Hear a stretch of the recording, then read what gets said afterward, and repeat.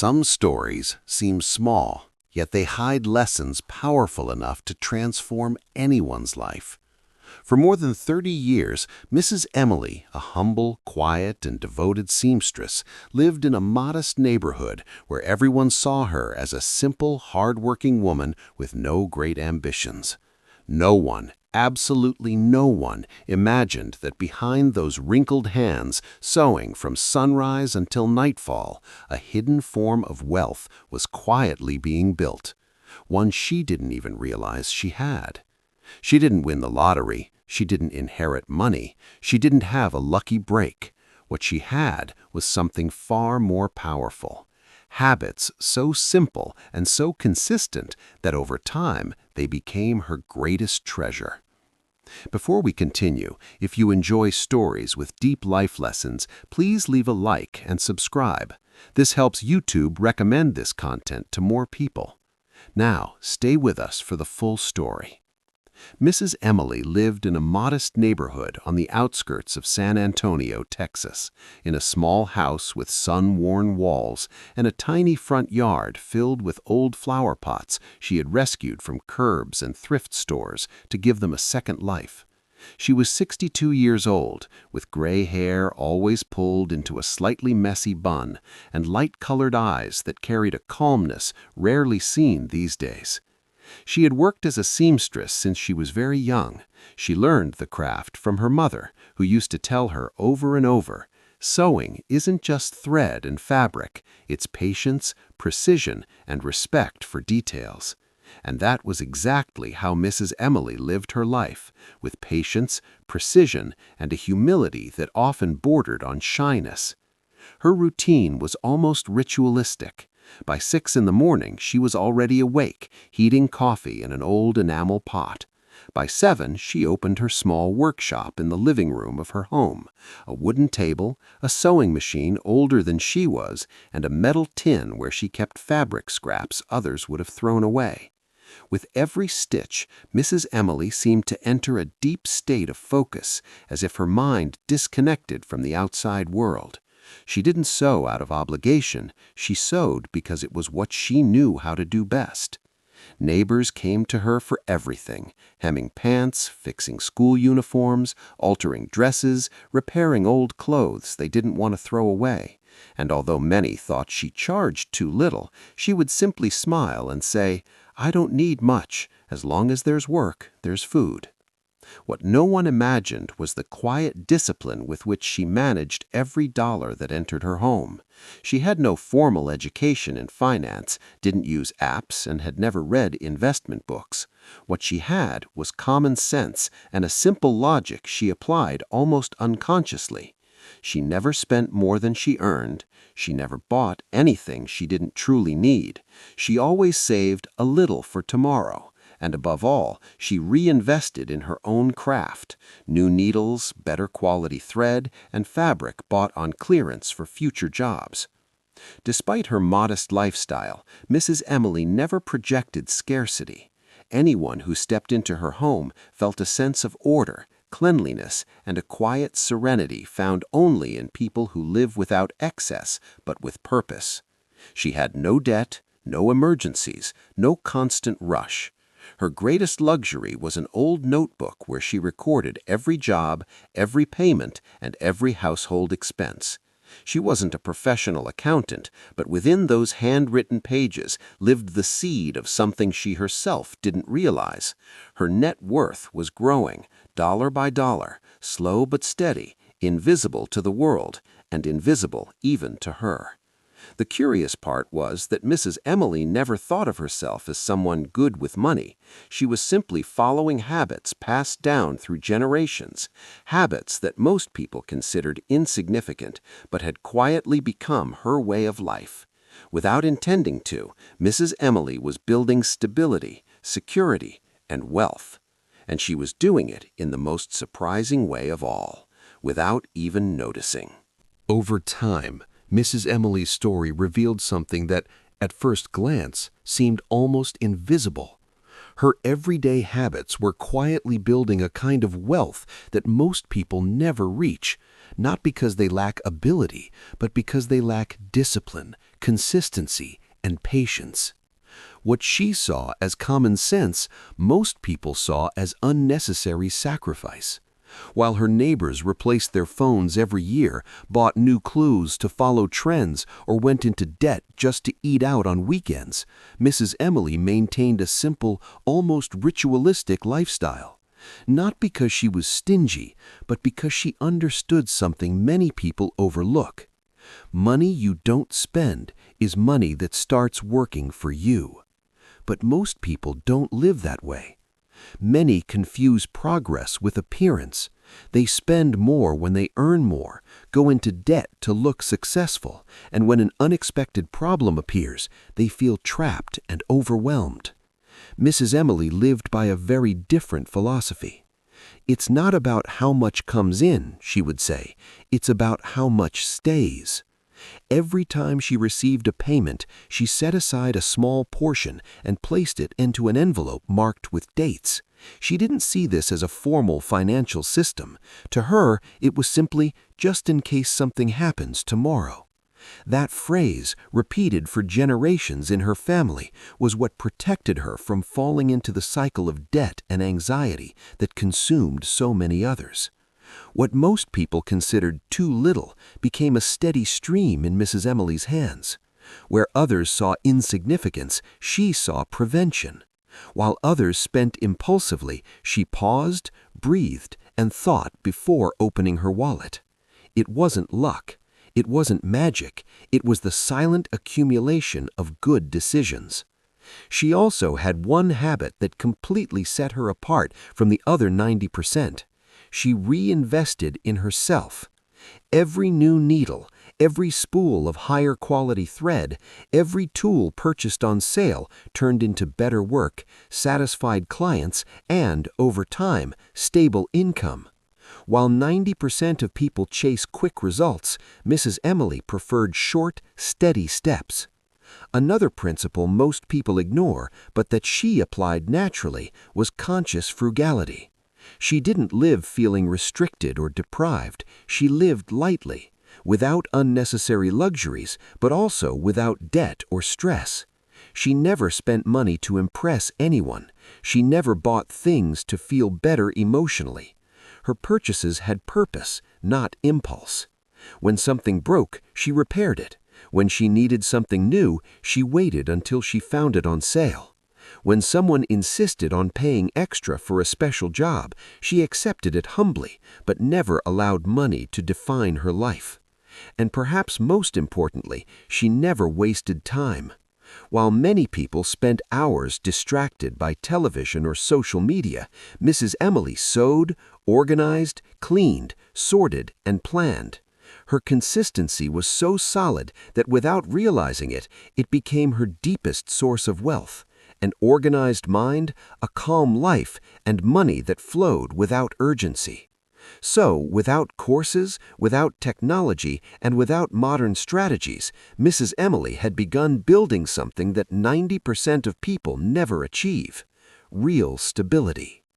Over the years, Mrs. Emily developed a system so simple and yet so powerful that even though she never called it a method, it worked as one of the oldest and most effective financial principles in the world.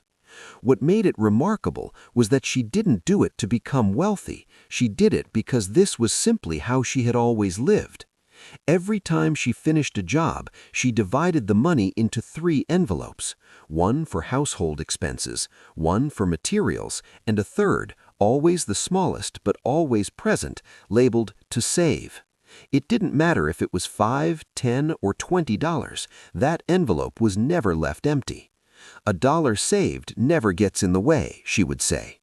What she didn't realize was that this habit was at its core the fundamental principle of wealth accumulation: paying yourself first. She also had another curious practice. Whenever she made a mistake at work, hemming something incorrectly or mismeasuring a garment, she placed a small additional amount into her savings envelope. "So it hurts a little, and I learn," she would joke. Without intending to, she had created a micro-penalties that made her more disciplined, more careful, and, unknowingly, more prosperous. Her notebook played a key role as well. In it, she recorded every job, every expense, and every dollar that came in and went out. Not because she understood accounting, but because she didn't trust her memory. By reviewing her notes each week, she did something very few people ever do. She reflected on her own spending. That reflection prevented leaks, impulses, and whims that quietly drained other people's wallets. But her most powerful habit was her relationship with time. Mrs. Emily never allowed a day to pass without producing something, even if it was small. If she had no paid orders, she repaired neighbors' clothing as favors, recycled fabric scraps, or transformed leftovers into reusable bags or small accessories that she later sold at local markets. 90% of people confuse rest with inactivity. She understood that time, when used with care and intention, always gives something back. She also had a very particular way of handling increases in income. When a client paid more than expected, or when a large project brought in a good amount of money, she never increased her lifestyle. Instead, she distributed the extra income among her envelopes, especially the savings one. "What comes as a surprise should be saved," she would say. That habit, repeated for more than 30 years, built a quiet fund she rarely checked. She kept it in metal boxes, envelopes hidden inside old books, and small savings accounts she only opened when someone insisted she should. Over time, she had accumulated solid savings, valuable tools and materials, loyal clients, consistent income, zero debt, and a life so organized that abundance flowed without conscious effort. While the world chased wealth, Mrs. Emily was simply building it, slowly, quietly, naturally. And without realizing it, she had crossed an invisible line that very few people ever cross. The line where money stops being a worry and becomes an inevitable result. The revelation came in the most unexpected way. One winter afternoon, Mrs. Emily came down with a severe flu that kept her in bed for nearly a week. Her niece Emily, Rose, a college student studying accounting, came by to help with household chores. While tidying up the living room, she accidentally came across one of the metal boxes where Mrs. Emily kept money. When she opened it, she froze. Inside were neatly folded stacks of bills, carefully organized by year and by amount. "Aunt Emily, do you realize how much money you have here?" she asked, genuinely shocked. Mrs. Emily smiled gently, brushing it off. "Oh, that's just what I've been saving little by little. It can't be much." But her niece's curiosity was sparked. She kept looking. She found another metal box inside an old cabinet, then another tucked away in the bedroom closet, then envelopes hidden between the pages of books that hadn't been opened in years. When she gathered everything and laid it out on the table, she was stunned. There was far more money than Mrs. Emily had ever imagined. "Aunt, this isn't a little," her niece said, barely catching her breath. "This is a small fortune." The seamstress frowned, unconvinced. "A fortune? Don't exaggerate." But her niece Emily Rose began counting, organizing, and adding everything up. The truth became impossible to ignore. Years of disciplined saving, steady reinvestment, and controlled spending had accumulated into an amount that many people spend an entire lifetime trying to build. Mrs. Emily stood still. "So, it's really that much?" she whispered, silent tears forming in her eyes. For the first time in her life, she fully understood what she had created: security, stability, peace of mind, and wealth. The news spread through the neighborhood like an unbelievable story. Neighbors who had always seen her as humble and frugal were left speechless. Some didn't believe it. Others admired her even more. But everyone agreed on one thing: Mrs. Emily was living proof that wealth doesn't always come from income, but from behavior. For weeks, her niece helped her organize the savings, move the money into safer accounts, and plan for the future. What surprised her niece most was discovering that Mrs. Emily had never touched her reserves, not even during difficult times.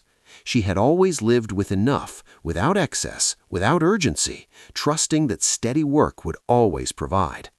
As Mrs. Emily began to understand the true value of what she had built, her perception of herself started to change as well. She no longer saw herself as just a simple seamstress. She saw herself as a woman who had built her own freedom, one stitch at a time. One afternoon, as sunlight poured through the window of her workshop, Mrs. Emily gently touched the sewing machine that had been her companion for more than 40 decades. "Look at what we managed to build," she whispered. And in that moment, she understood something deeply important. The wealth she had accumulated was not just financial. It was the result of her discipline, her consistency, her humility, and her love for her craft. As the months passed, Mrs. Emily's life did not change in flashy or extravagant ways. She didn't buy a new car, move into a bigger house, or start living with luxury. The real transformation happened within her. She now knew that every ounce of effort had been worth it. Every stitch, every long night of work, every dollar saved with patience. All of it had built something far greater than she ever imagined: freedom. As word of her story spread through the neighborhood, people began to see her differently. She was no longer just the kind seamstress who fixed school uniforms and repaired old clothes. She became a symbol, a living lesson. People would approach her and ask her, "Mrs. Emily, how did you do it?" She always answered with humility, "By doing the same things every day and never spending more than I earned." But it wasn't just that. It went deeper. What made her wealthy wasn't how much money she made, but the mindset she lived by. While most people focused on earning more, she focused on needing less and on respecting every dollar that entered her home. Her wealth didn't come from a lucky break. It was built from thousands of small, invisible decisions. One day, her niece, Emily Rose, still amazed by the discovery, said to her, "Aunt Emily, what you did is what financial experts call compound interest." Mrs. Emily laughed softly. "I don't know anything about that," she said. "I just know that if you save a little every day, tomorrow won't feel so heavy." That was her secret: consistency instead of hurry, patience instead of anxiety, and simplicity instead of excess. When they reviewed everything she had accumulated, Mrs. Emily made an unexpected decision.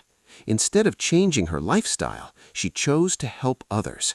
She created a small fund to support neighbors starting small businesses, mothers who needed to buy school supplies, and young people who wanted to learn a trade.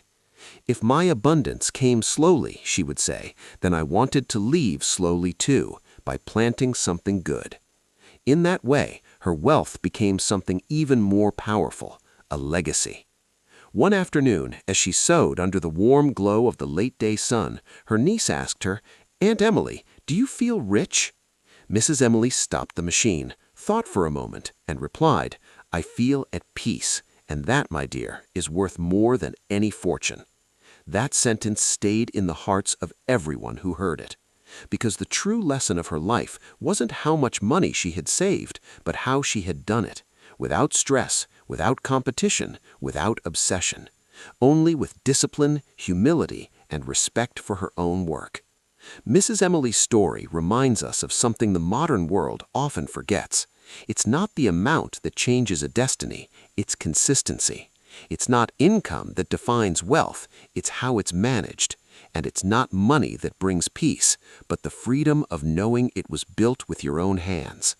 Mrs. Emily didn't become wealthy by accident. She became wealthy because, without realizing it, she lived her entire life as a truly wise woman.